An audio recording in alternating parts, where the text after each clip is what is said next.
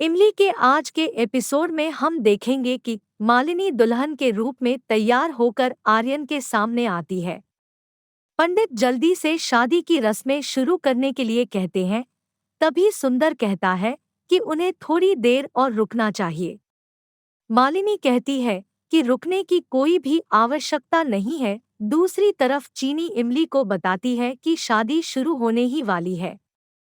इमली चीनी को कुछ करने के लिए कहती है और चीनी हंसी खुशी हाथ में वरमाला लेकर मंडप की ओर जाती है, लेकिन अनु के माला लेने से पहले आर्यन उसे चीनी से छीन लेता है और सोचता है कि वह क्या कर रहा है।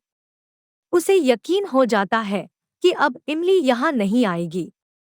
मालिनी यह सोचकर खुश हो जाती है कि शादी के बाद इमली कभी भी लौटकर आर्यन के पास नहीं आ पाएगी। दूसरी तरफ इमली सोचती है कि वह वापस आ गई है और वह मालिनी के चंगुल से आर्यन और अपने पूरे परिवार को बचा लेगी। मालिनी को आगे बढ़ने में परेशानी होती है और वह अनु की सहायता लेती है। आगे अनु मालिनी से पूछती है कि मुहूर्त शुरू हो गया है, तो वह देर क्यों करना चाहती है। मालिनी जवाब देती है कि वह अपना प्लान खराब नहीं करना चाहती, पर किसी ने उसका दुपट्टा फंसा दिया है और इस कारण की वजह से वह आगे नहीं जा पा रही है। अनु उसे निकालने में मदद करती है। तभी चीनी मन में यह सोचकर मुस्कुराती है कि यह सब उसने ही किया था ताकि इमली को अपनी योजना पर काम करने के लिए और समय मिल सके। तभी कुछ लोग शादी में शामिल होते हैं। अनु को लगता है कि मालिनी ने उन्हें इनवाइट किया है। मालिनी कहती है कि उसने किसी को भी आमंत्रित नहीं किया है। अनु यह जानकर हैरान रह जाती है कि यह वही लोग हैं जिन्होंने मालिनी को उसकी योजना में सफल होने के लिए सहायता की थी। वे सभी लोग बारी-बारी से आकर मालिनी को बधाई देते हैं क्योंकि वह आर्यन से शादी करने जा रहे हैं।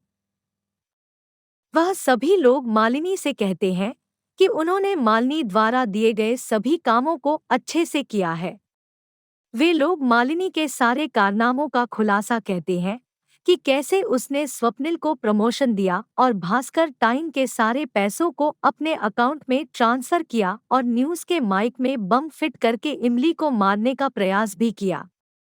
आगे जौहरी तभी वहां आता है और बताता है सबके सामने कि अनु उसके पास गई थी एक कान का झुमका बनवाने के लिए।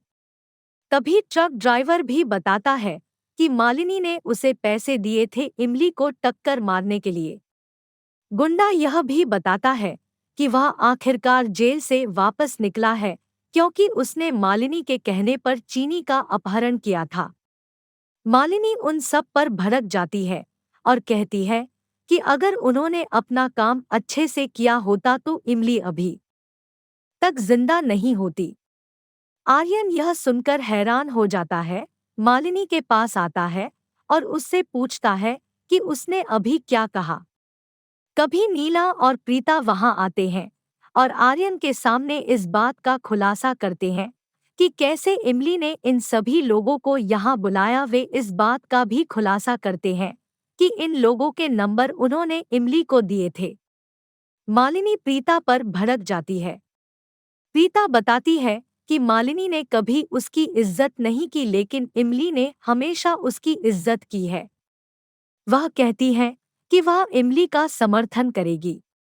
आर्यन प्रीता से इमली के बारे में पूछता है। तभी प्रीता जवाब देती है कि इमली हमेशा से उसके पास ही रहती है। तभी इमली वहां आती है और आर्यन उसे देखकर खुश हो जाता है।